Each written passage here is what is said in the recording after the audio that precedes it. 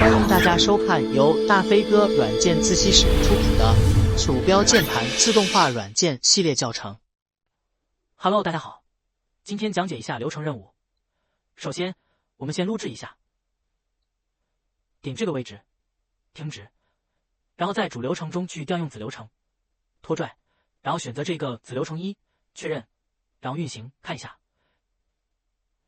可以看到它已经执行了这一个子流程。那么我们在编写脚板的时候，我们建议是多写子流程，然后在主流程中去调用各种子流程。我们再写一个，可以直接右键点击子流程，然后也可以改名字，点击文本，然后拖拽这一刻点击，再来一个，然后双击修改，选择子流程，点击文本，确认，然后运行，再来一遍。好，可以看到这个子流程是正常结束。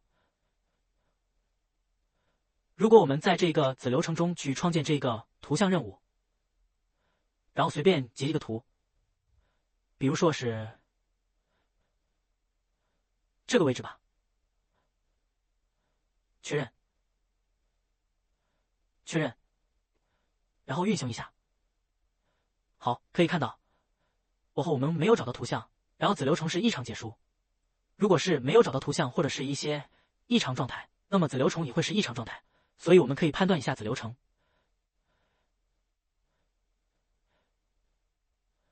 如果它执行错误，那么我们可以去执行一个点击，点这个位置吧。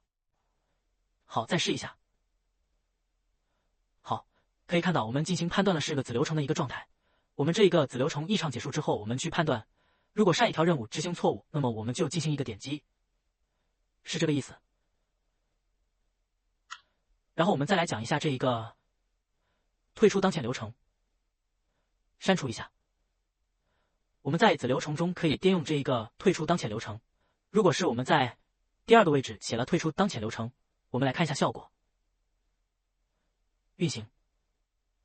好，可以看到，看一下日志，只运行了2个 ，ID1、ID2，然后移动 ，ID3 退出，那么会退出子流程。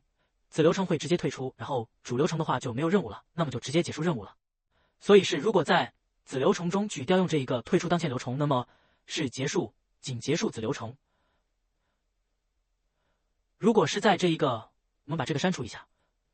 如果是在主流程去结束这一个流程，我们再来一个点击，点这个位置，老试一下。好，可以看到它不点。因为我这个地方已经退出流程了，那么在主流程中去调用的话，那么会直接结束任务，是这种方式。